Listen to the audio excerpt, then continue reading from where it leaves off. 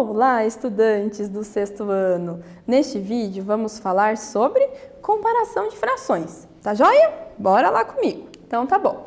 Então olha só, você lembra como que nós comparamos as frações? O que é comparar, né? É identificar quem que é maior, quem que é menor, né?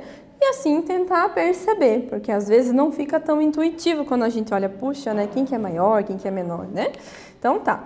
Então, quando a gente está falando aí dessas comparações, existem algumas técnicas. Uma delas é quando a gente está falando da fração unitária, ou seja, quando o numerador, o númerozinho de cima é 1, igual essas aqui, ó, 1 sobre 2, 1 sobre 3, 1 sobre 4, 1 sobre 5 e 1 sobre 6, tá? Então eu tenho essas 5 frações. E quando eu represento ela em um desenho, igual estou mostrando aqui para vocês, 1/2, né? Então eu estou pegando um pedaço, né, do todo, né? Um pedaço dos dois. Então aqui, 1/3 eu estou dividindo em 3 partes e estou pegando um pedacinho.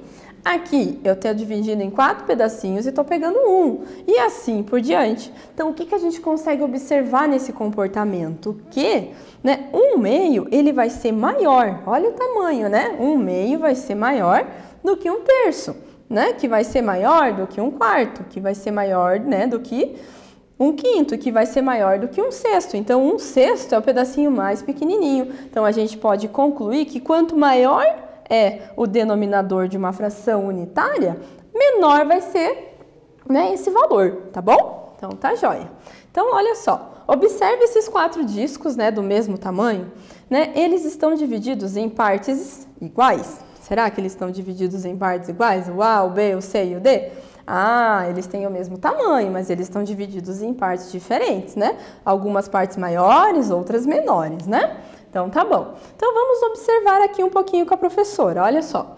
Então, quantas partes do disco C são necessárias para cobrir exatamente uma parte do disco A?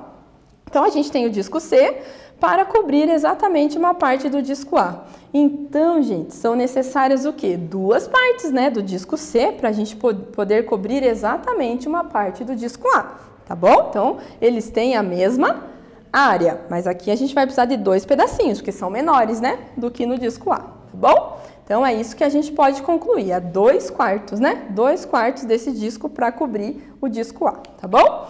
Então, 2/4 e 1/2 são frações equivalentes, tá joia? Então, aqui, ó, quantas partes do disco D é necessário para cobrir uma parte do disco C? Olha só, né?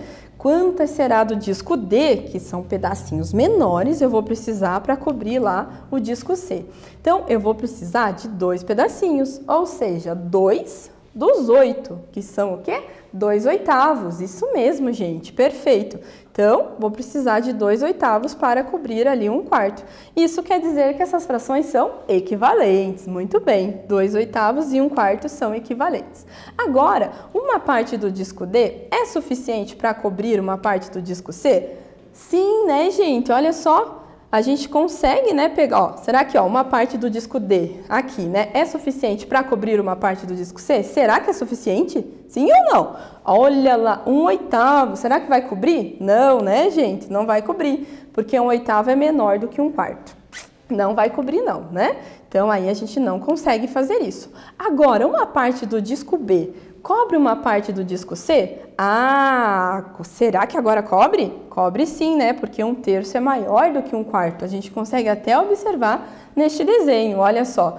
Então, ele vai cobrir e, além de cobrir, vai sobrar, gente. Olha só que tal, né? Então, 1/3 é maior do que 1/4, tá joia? Então, aí a gente consegue concluir que é muito importante a gente analisar isso. Quando a gente tem lá uma fração unitária, 1/8 vai ser menor do que 1/4, que vai ser menor do que 1/3, que vai ser menor do que 1/2. Tá joia? Belezinha? Então, neste vídeo, nós falamos sobre a comparação de frações. Espero que vocês tenham gostado e até breve!